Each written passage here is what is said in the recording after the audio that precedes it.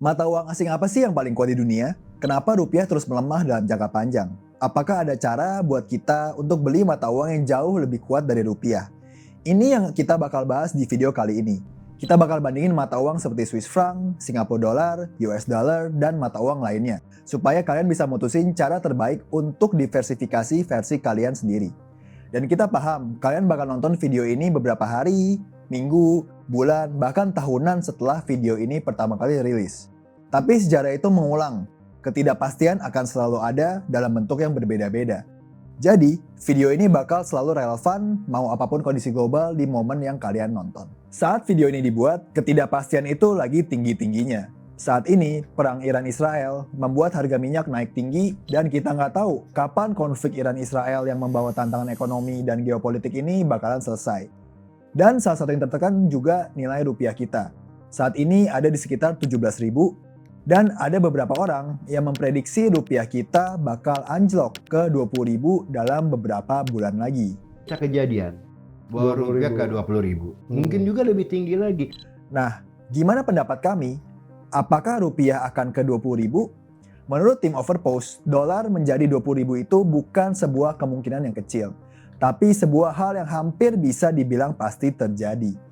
Karena kalau kita tarik dalam 10 tahun terakhir, rupiah itu secara rata-rata melemah sebesar 2,5% per tahun. Dan kalau kita tarik lagi sampai 20 tahun terakhir, pelemahan rupiah itu terjadi sebesar 3,1% per tahun secara rata-rata. Nah, yang kita nggak tahu itu seberapa cepat rupiah akan ke 20.000. Karena kalau rupiah itu menjadi 20.000 di tahun 2026, artinya kita akan mengalami pelemahan 17% lebih dalam kurang dari 1 tahun. Jauh di atas rata-rata pelemahan rupiah dalam 10 hingga 20 tahun terakhir yang berada di angka 2,5 hingga 3,1% per tahun. Tapi ini bukan sebuah hal yang mustahil ya, karena pelemahan rupiah dalam waktu singkat pernah kejadian sebelumnya.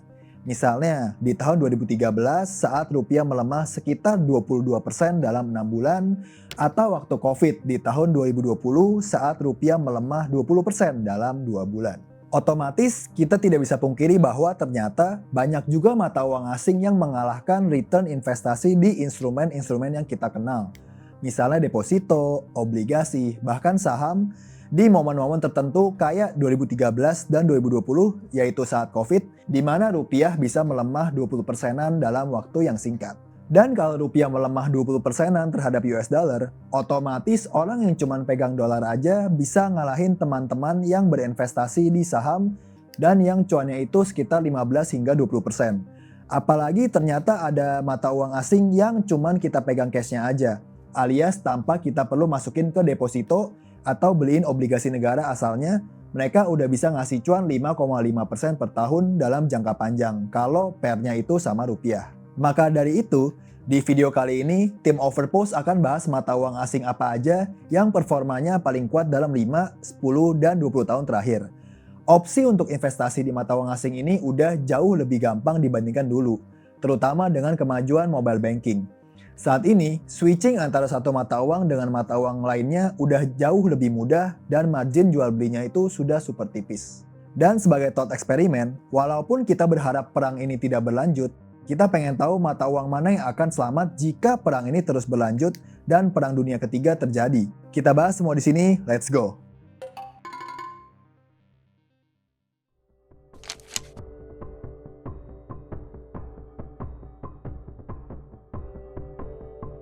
Untuk mata uang terkuat, data yang kita ambil ini terhadap rupiah dari tahun ke tahun. Kalau kita cek data performa 20 tahun, 10 tahun, dan 5 tahun, ini mata uang yang paling menguat dibandingkan dengan rupiah. Dan kita jadikan USD sebagai base case ya. Artinya yang menguat di atas USD adalah mata uang yang mengalahkan USD. Dan yang di bawah USD adalah yang tetap menguat dibandingkan rupiah tapi kalah melawan USD. Dan sebagai konteks, nilai tukar itu bukan murni soal siapa yang negaranya paling kuat atau yang ekonominya paling maju. Ada negara yang sengaja bikin mata uangnya murah. Beberapa negara bisa aja biarin mata uangnya menguat, tetapi mereka pilih tahan mata uang mereka supaya barang ekspor mereka tetap murah. Jadi, selain dari faktor market, ada juga faktor kepentingan negara tersebut. Ini data negara-negara yang punya performa kuat terhadap rupiah dari 5 tahun, 10 tahun, dan 20 tahun.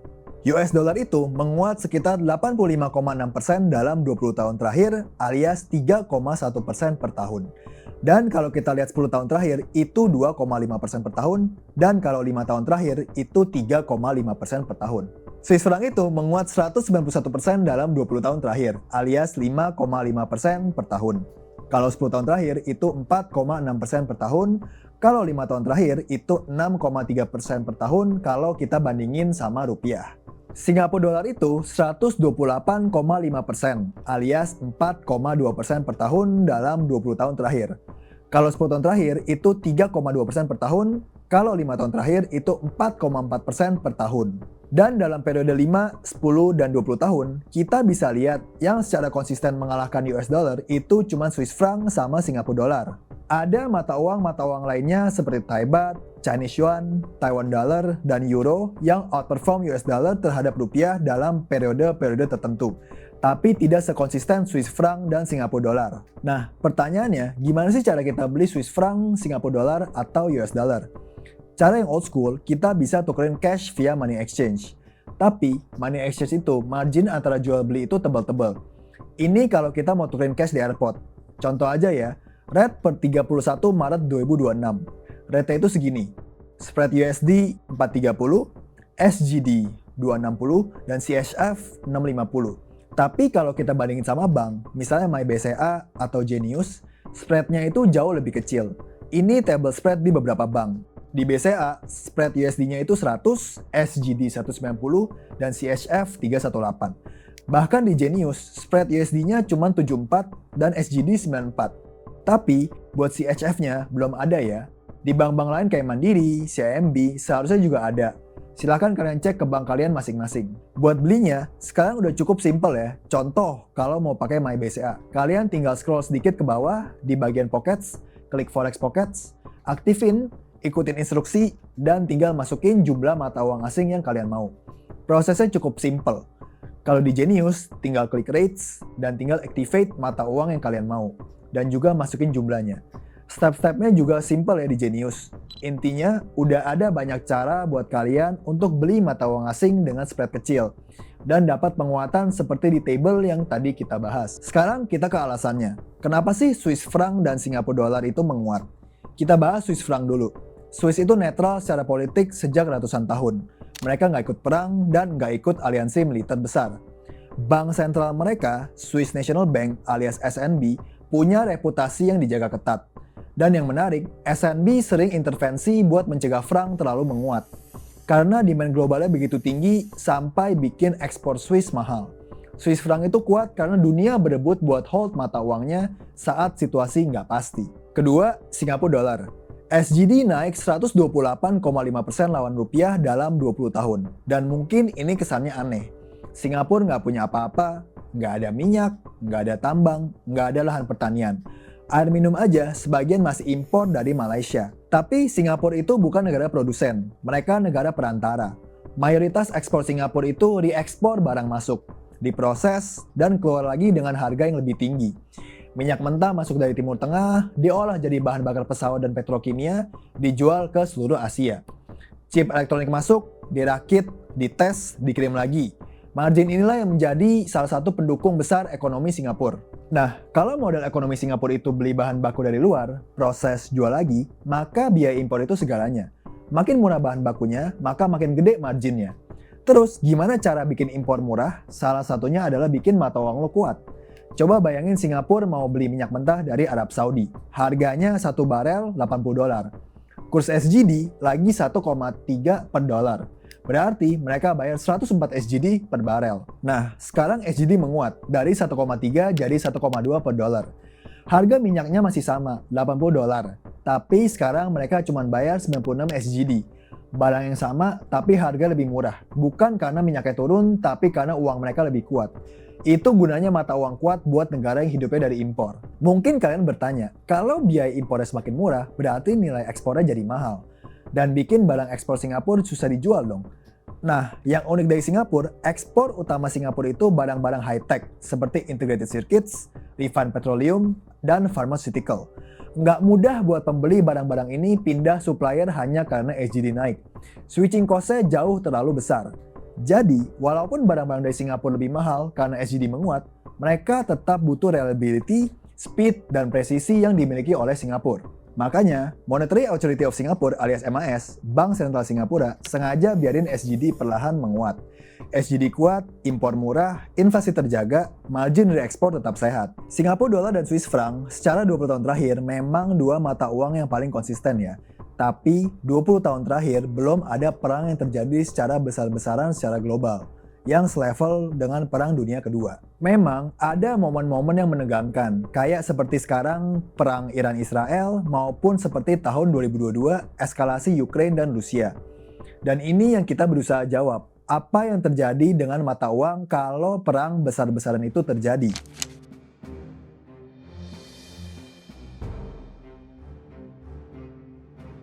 Buat tahu mata uang yang tahan banting jika Perang Dunia Ketiga terjadi, kita harus belajar dari sejarah. Dan contoh yang paling dekat adalah Perang Dunia sebelumnya, yaitu Perang Dunia Kedua. Dan ini ada dua periode, sebelum perang dan sesudah perang.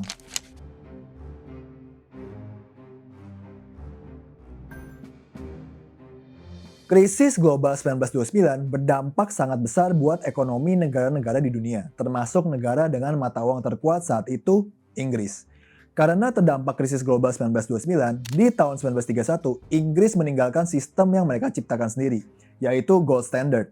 Dengan meninggalkan gold standard, nilai pound sterling langsung turun sekitar 25% terhadap mata uang lain. Ini bikin barang ekspor Inggris tiba-tiba 25% lebih murah di pasar global. Idenya adalah, dengan mereka memiliki nilai tukar yang lebih murah, produk ekspor mereka lebih murah di negara lain dan lebih laku. Sehingga efeknya pabrik-pabrik di Inggris omsetnya lebih besar, masyarakat punya kerjaan, dan ekonomi Inggris kembali bertumbuh dan pulih dari efek krisis global 1929. Pada awalnya, strategi ini efektif, sampai kemudian negara-negara lain juga ikutin copy strategi ini. Banyak negara besar seperti US berlomba menurunkan mata uangnya serendah mungkin untuk menyelamatkan ekonomi mereka masing-masing. Strategi devaluasi ini bisa menguntungkan suatu negara kalau cuman mereka yang melakukan. Tapi karena semuanya berlomba-lomba untuk devaluasi, semuanya jadi rugi. Karena kepercayaan antar negara turun, tarif perdagangan antar negara ditingkatkan, dan ada blok-blok trading sendiri. Bayangin lu adalah salah satu kontraktor di Amerika dan mau impor besi dari Jerman. Tapi lu nggak tahu apakah mata uang Jerman bulan depan akan turun. Apakah tiba-tiba besi akan kena tarif? Banyak ketidakpastian. Dan yang lo lakukan adalah lo nggak mau impor lagi, bisa jadi batalin produknya juga. Akibatnya, aktivitas ekonomi negara lo terus menyusut. Dan ini yang terjadi di masing-masing negara di seluruh dunia. Perdagangan dunia antar negara berkurang sebesar 65% dari 1929 ke 1934. Ekonomi negara yang menyusut ini membuat masyarakatnya sangat menderita. Nah, kesulitan ekonomi inilah yang menjadi salah satu pemicu Perang Dunia Kedua. Negara seperti Jerman dan Jepang, selain ideologi politiknya, melihat mereka butuh menguasai wilayah lain untuk memenuhi kebutuhan masyarakatnya. Karena mereka udah nggak mampu lagi untuk beli barang-barang impor. Tapi, pergi perang punya masalahnya sendiri. Perang itu mahal, mereka butuh uang dengan jumlah yang super gede buat beli alat-alat perang. Ada 3 cara buat negara cari uang untuk perang. Pertama dari pajak. Tapi ini cenderung lamban dan berpotensi ditentang oleh publik. Kedua, jual obligasi negara. Obligasi negara ini ditawarin ke siapapun yang mau ngutangin. Mau dari luar negeri, dari dalam negeri, atau dari masyarakat sendiri. Kalau kalian belum tahu, di Amerika saat Perang Dunia Kedua, artis di-endorse untuk ngajak masyarakat Amerika beli war bonds, obligasi untuk biayain perang. Ketiga, yaitu print uang, di mana banyak negara melakukan ini. Negara-negara besar dalam Perang Dunia Kedua, seperti Inggris, Jepang, dan Jerman, menggunakan metode ketiga, yaitu print uang. Opsi ini tentunya punya efek negatif, yaitu inflasi.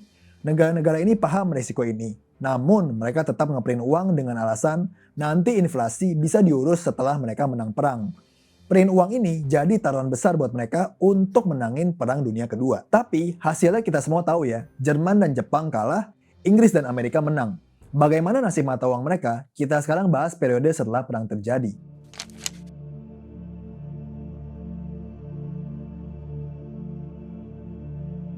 Untuk Jerman dan Jepang, nasibnya jelas hancur ya. Mereka print uang besar-besaran sebelum perang dan mereka kalah perang juga. Ini lumayan sulit buat kita dapetin datanya, soalnya ini data udah hampir 100 tahun yang lalu dan selama masa perang mereka nggak publikasikan data resmi mereka. Tapi setelah perang selesai di tahun 1946, mata uang Jerman, Reichsmark, turun 99% dan yen Jepang turun 95% dari tahun 1938. 2 tahun kemudian, Reichsmark Jerman dihapus karena nilainya sudah sangat rendah dan diganti dengan mata uang baru, yaitu Deutsche Mark. Gimana dengan yang menang? Pasti semuanya terbang dong. Nah, ini bagian yang paling menarik. Kalau kalian pikir menang pasti mata uangnya aman, itu salah. Inggris menang Perang Dunia Kedua, tapi dari sisi mata uang, mereka salah satu korban terbesar. Sebelum perang, Inggris itu bosnya dunia secara finansial. British Pound Sterling itu global reserve currency, mata uang yang semua negara percaya dan simpan. Mereka itu kayak Amerikanya zaman dulu. Dia juga ngutangin banyak negara-negara yang butuh uang, yang suka minjem-minjemin duit. Tapi ini berubah setelah perang. Inggris jadi negara dengan utang terbesar di dunia. Yang tadinya ngutangin semua orang, sekarang ngutang ke semua orang. Kenapa? Karena perang itu mahal banget ya buat mereka. Amerika minjemin peralatan perang senilai 31 miliar US ke Inggris. Sekitar 7.400 triliun kalau dikonversi ke uang hari ini. Dan setelah perang, Inggris masih harus bayar utang dari peralatan yang mereka simpan. Ditambah pinjaman baru untuk menyelamatkan ekonomi mereka. Total utang itu baru lunas di tahun 2006. Efeknya ke mata uang, pound sterling yang sebelum perang nilai 4,86 dolar per pound turun ke 4,03 dolar. Atau sekitar 17% waktu perang mulai di 1939. Ini wajar karena masih di awal peperangan. Tapi di 1949, 4 tahun setelah menang perang, pound sterling didevaluasi lagi ke 2,8 dolar. Total penurunannya ini lebih dari 40% dari nilai sebelum perang dan penurunan terbesar terjadi setelah mereka menang. Kalau kita tarik ke tahun 2006, saat ini pound sterling sisa 1,32 dolar. Inggris menang perangnya, tapi ekonominya menurun. Pound sterling kehilangan status reserve currency yang mereka pegang selama lebih dari 100 tahun. Dan status itu nggak pernah balik lagi sampai hari ini. Ini pelajaran paling penting dari Perang Dunia Kedua. Menang perang bukan jaminan mata uang lu aman. Jadi, siapa yang mata uangnya beneran selamat di Perang Dunia Kedua? Pertama, US dollar. Tapi bukan semata-mata karena mereka menang, karena Inggris juga menang dan nasibnya beda jauh. US dollar selamat karena 3 hal ini. 1. Geografi. Mereka dilindungin oleh 2 samudra. Amerika diserang tapi cuma di Pearl Harbor di Hawaii. Nggak ada bom yang jatuh di mainland Amerika. Sementara Inggris, Jerman, dan Jepang semuanya kena secara fisik. 2. Timing. Amerika baru masuk perang di akhir 1941, lebih dari 2 tahun setelah perang mulai. Sementara Eropa udah berdarah-darah dari 1939. 3. Kapasitas industri. Ini yang paling gila. GDP Amerika naik drastis alias makin kaya selama perang. Ini karena mereka jual senjata, jual makanan, jual supplies ke semua sekutunya. Di akhir perang, Amerika megang sekitar 70% cadangan emas dunia. Lalu, mata uang berikutnya yang selamat di Perang Dunia Kedua adalah Swiss franc. Swiss udah netral selama Perang Dunia Kedua. Nggak ada yang nyerang mereka, nggak ada yang mereka serang. Swiss jadi banker buat kedua belah pihak. Mereka terima emas dari Nazi Jerman yang sebagian dijarah dari negara-negara yang diduduki. Secara mata uang, Swiss franc hampir nggak bergerak sama sekali terhadap dolar selama seluruh periode perang. Dari 1938 sampai 1949, CHF stabil sekitar 4,3 per dolar. Kenapa? Karena Swiss punya cadangan emas yang sangat besar, punya institusi yang dipercaya, dan yang paling penting, mereka berguna buat semua pihak. Nggak ada yang mau nyerang bankernya. Jadi, apa kesimpulannya? Apa faktor-faktor yang nentuin nasib mata uang di masa perang? Mata uang apa yang akan bertahan jika ada Perang Dunia Ketiga di masa yang akan mendatang?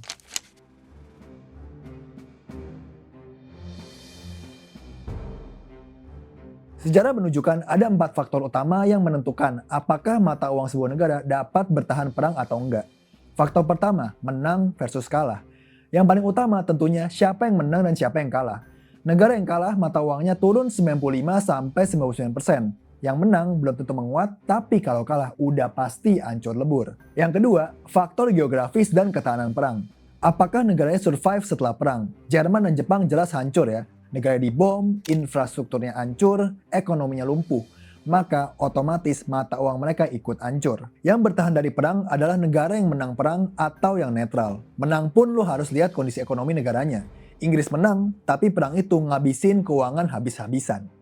Mereka ngutang triliunan, ekonomi mereka kewalahan, dan hasilnya mereka kehilangan status reserve currency-nya.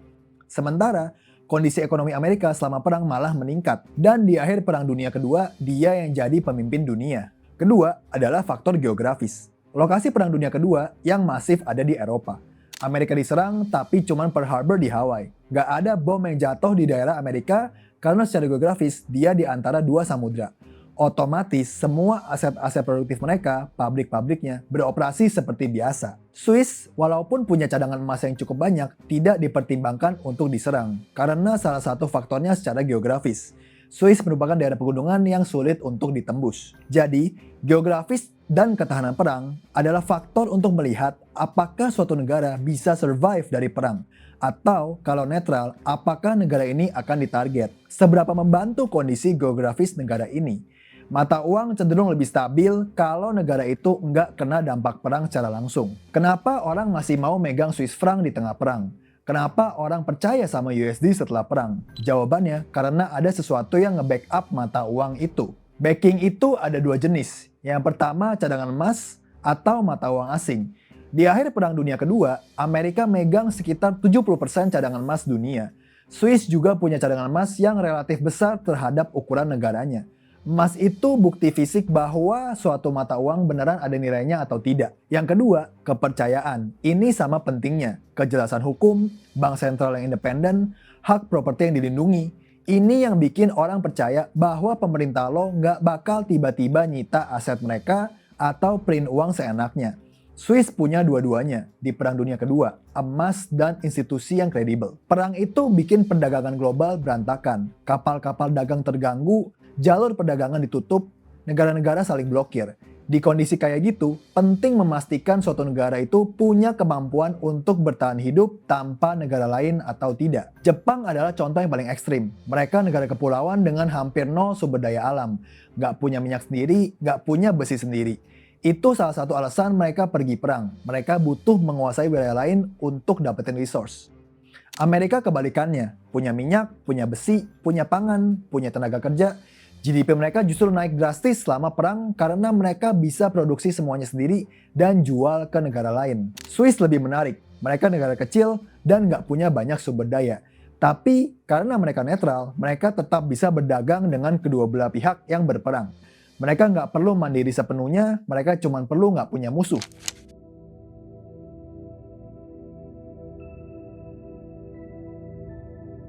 Dari video ini, kita bisa lihat 4 faktor yang mempengaruhi mata uang saat kondisi perang dunia dan mata uang apa aja yang paling cuan dalam 5, 10, dan 20 tahun terakhir. Semoga kita bisa survive dalam menghadapi masa depan yang penuh tantangan ini. Kalau lo mau belajar tentang dunia saham, lo bisa klik di sini. Kalau lo mau tahu berapa inflasi real yang dihadapi masyarakat Indonesia, supaya lo bisa persiapin perencanaan untuk masa depan keluarga lo bisa klik di sini. Thank you and see you guys in the next video.